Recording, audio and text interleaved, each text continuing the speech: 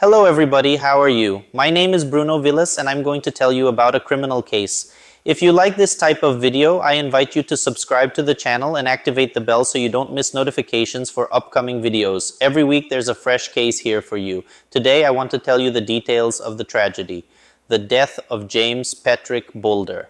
This case is well known throughout the European Union and the United Kingdom, because it involves the murder of a child just 2 years old, which is what marked this story the most. It was the cruel and inhumane way in which his attackers acted, and a very picturesque detail is that the killers were also two children, two boys just 10 years old. James Patrick Bulger, known among his classmates simply as James Bulger, was born in March 2010 in the city of KBE, England. He lived with his mother, Denise Bulger, and was almost 3 years old when he was murdered. James was a very outgoing, happy, fun little boy and loved talking to everyone. In February, he and his mother went for a walk at the New Trend Mall and did some shopping. They ate ice cream and walked around when it was around 4 in the afternoon. They were in a butcher's shop doing some shopping. The environment was very calm. There weren't many people there. James's mother then let go of his hand to go to the cashier. It would be a quick thing just to make the payment and leave the store. However, when she turned to take James by the hand again, she despaired when she realized that the boy was no longer around. Panic took over Denise as she looked for the boy and couldn't find him. She blindly believed that he would have gone into some other store, he would have been lost, and would soon find him. It all happened very quickly in just 3 or 4 minutes. James couldn't have gotten very far. She then went to the mall's administration to report the disappearance, which was a recurring occurrence. There were always cases of children lost from their mothers. Whenever the mall made an announcement, the children ended up located in some other store. In this case, the concern only came after 30 minutes. Nobody contacted the administration. Nothing happened from now on. Despair began to take over both James' mother and the mall employees. They all searched every inch of the mall but found absolutely nothing. They then called the police around 4:35 in the afternoon. The police then took some vehicles and the searches began. They expanded, so the searches throughout the perimeter included streets, parks, stations, stores, etc. Denise was already at the police station when it got dark and the news arrived that the boy had not been found. No one had seen him anywhere. It was already night. When the newspapers put this story in the script and reported the boy's disappearance, quickly people started calling the police station saying they had seen the boy on the street or even in the canal near the mall. The concern would then be that he had fallen into the water and drowned. The police concentrated all their efforts in the canal region and close to the shopping mall, but they did not find him. Suspicions that he had been kidnapped and had not gotten lost began to gain strength. Early the next morning, images from the mall's security circuit reached the police. From the images from the mall's security cameras, it was possible to catch a younger child leaving accompanied by 2 other older children who appeared to be around 12 or 13 years old. Although the images were very bad, those scenes somehow brought a little hope to James's mother, as the boy had been filmed going out with 2 other children and not an adult. This in a way was a little reassuring. After all, it was said that the boy could have been taken to play with other children and had gotten lost or something like that. Nothing bad could have happened. After all, he was among children. The next day, James's mother used the medium that could achieve the greatest possible coverage. She gave an interview on TV begging the family that had a boy to return him. The police also authorized the release of security images from the mall that began to be broadcast on TV. The purpose would be for all this repercussion to help locate the boy. All the efforts made by both the police and the media unfortunately had no effect. No one gave any clue as to the boy's whereabouts, to the sadness of the entire local community after 2 days. James's body was located on a railway line by children who were playing in the area, approximately 5 kilometers away from the mall. The boy's body was found, but there was no explanation of what could have happened. The police then began a hunt looking for these boys who appeared in the images and began to investigate. First, all the boys who had been with the police investigated those involved in robberies, thefts, drugs, etc. A few days after the discovery of James's body, the police received an anonymous call from a lady who said she knew who the 2 boys in the images were. She then explained that she knew the mother of one boy, the woman named Susan, and that the other boy looked very much like her own son. That Friday, his son had skipped school. This caused her several problems when talking to Susan, the mother of her son's classmate. She then learned that the 2 boys had skipped school together, as they were discovered when they were in a video store. These two boys were John Venables and Robert Thompson. Despite their young age, both already had a very impactful life history. John Venables grew up in a very traditional environment. He had two other brothers with special needs, as well as an authoritarian father and a totally submissive mother, Susanna. John's mother spent a lot of time caring for her special needs children and ended up leaving John to his own devices. At least that's what John told his classmates at school. His parents ended up separating permanently. They separated and got back together very often without really knowing what they wanted. In the end, John Venables suffered a lot of bullying from his peers, both in the neighborhood and at school. This justified his often aggressive and stressed behavior. Robert Thompson came from a poor and completely dysfunctional family with separated parents and a huge history of abuse and domestic violence and 6 siblings. Robert lived a life that bordered on total family abandonment. Fights and reports of violence between the brothers were quite frequent. At first, the complaint was not taken so seriously. After all, the boys were 10 years old, and those the police were looking for were between 12 and 14 years old. The police then went to their house, as they needed to formally rule them out as suspects, because they were minors. The two were taken by agents, accompanied by their mothers, by different teams to different police stations, immediately upon being interrogated. Robert put all the blame on John. He said that nothing was his idea and that John had planned it all. He also stated that even though he begged him to stop and let the boy go, he didn't stop. Robert then assumed a sentimental posture and cried a lot, although he did not shed tears, which raised even more suspicion that everything he was saying was false.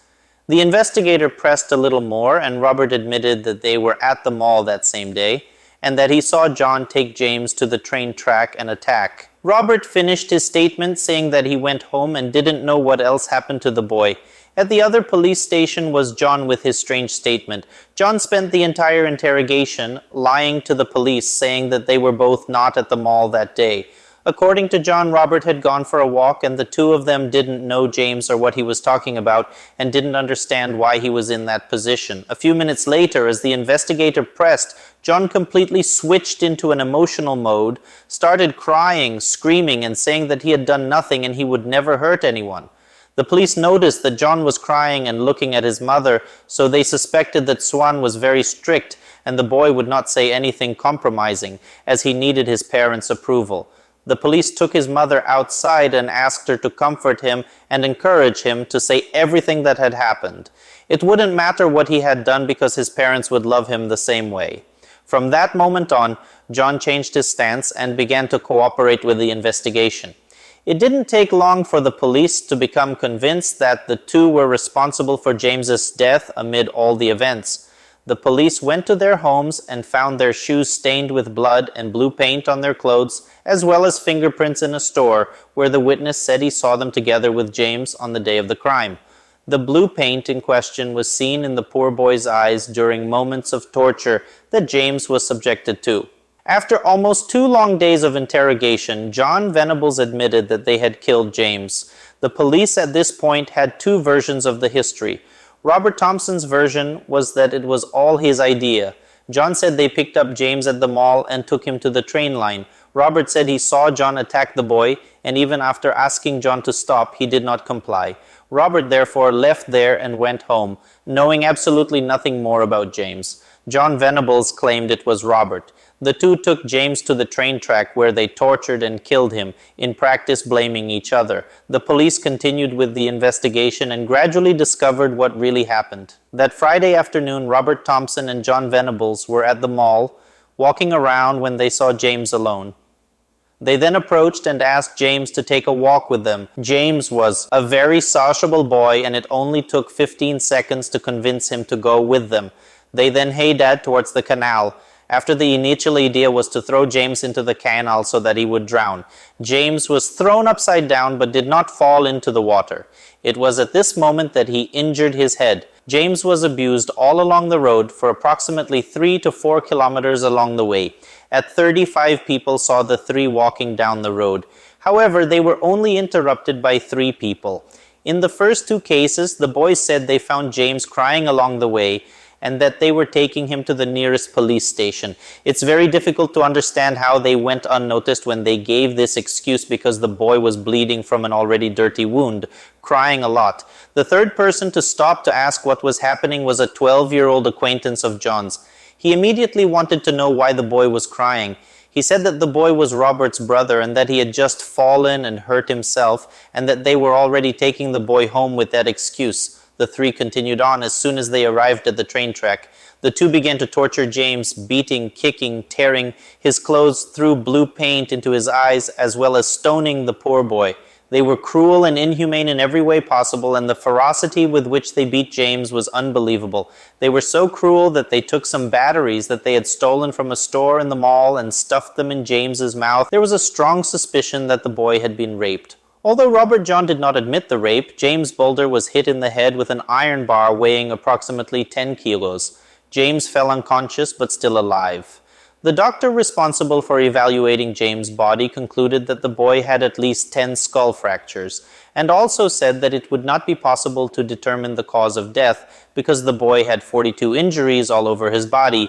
The killers then placed James's body on the train track, supported by rocks. At this moment, James was still alive, but unconscious. They set up a scene that was intended to look like an accident had happened.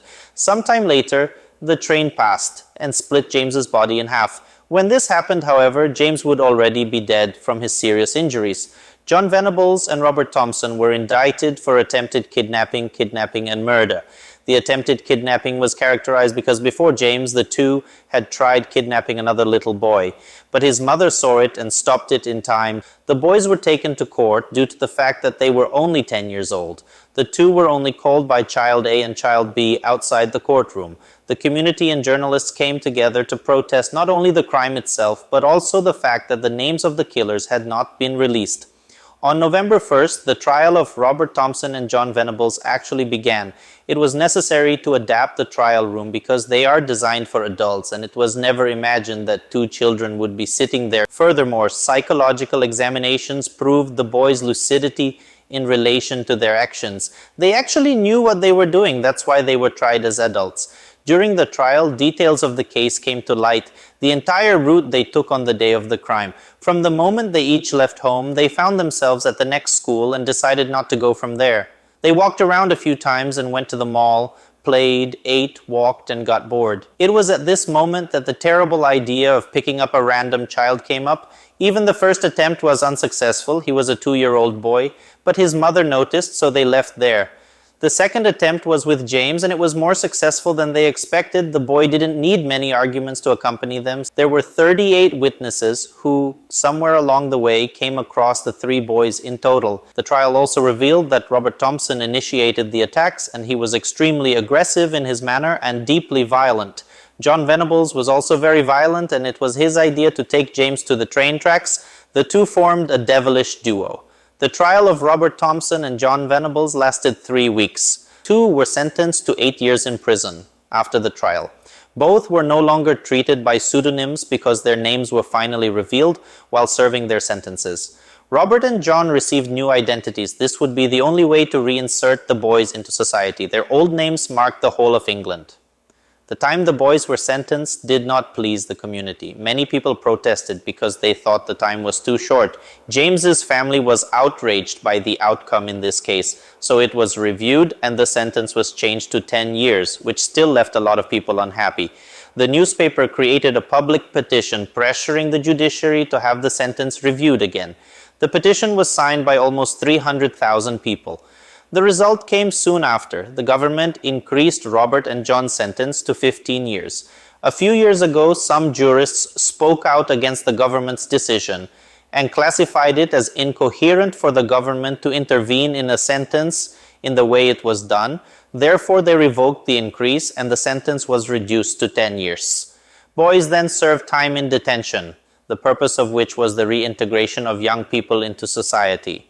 The atmosphere was socio-educational and the rescue of young people so that they could return to society when their sentence was completed in 1990 and when they were both 16 years old. The European Court understood that the boys did not receive an impartial trial in the year they were tried, mainly due to the influence and involvement of the media. Public opinion, the sentence was reviewed by the European Court, and they concluded that the boys should only serve another 6 months in detention from that date. As a result, in June 2001, Robert and John Venables were released from prison. It is worth remembering that at this time, they had new documents, new passports, and were unknown people in society.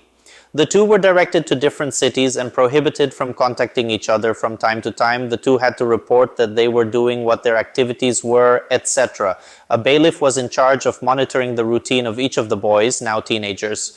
Robert Thompson was no longer mentioned by the media. He simply disappeared in the sense of not having fixed any subsequent problems. He moved on with his life. John Venables, on the other hand, became a repeat offender. After a few years, he was arrested again. They tried to cover up the case and the reason for his arrest, which in general, again, a movement in the media and the talk around it intensified. It was then revealed that the reason for the arrest was possession and distribution of child pornography. He pleaded guilty and received a 2-year prison sentence during this process. It was found that John Venables broke several parole rules from the first trial on several occasions. He was even in the city where it all happened. Knowing this outraged the entire local community. James's mother Denise, for example, was super shaken. She thought it was absurd that he had gone to the city. Now, with his appearance completely changed, it would have been quite possible for the two of them to have met in some shop, bar, or restaurant. She was terrified by this idea. John Venables continued not to follow the rules imposed by the courts. He was always getting involved. In confusion, he was arrested a few more times, and there was even an episode in which the court had to change all his documentation again and give him a new passport, documents, and name because he had revealed his true identity. In February 2018, he was arrested once again for possession of child pornography. This time, he received 3 years in prison and remains in prison to this day. This case is a very revolting case because it involves a child every time it involves a child. I think the cases are heavier, and what is more horrible, it's imagining that it was a child doing it to a child. So we don't know, we feel a little helpless because I understand that people who met them on the street don't suspect anything. After all, it was all between children. Nothing so bad could happen, but unfortunately it did. Well, I told you, if you like this type of video, don't forget to subscribe to the channel and activate the bell so you don't miss notifications. Leave a like, which helps a lot in the growth of the channel. Leave a comment to give me tips on upcoming cases that I can bring here for you that you would like to see or that you have already seen somewhere and want to see my version. I'll stop here, guys. I hope you enjoyed it and see you in the next video.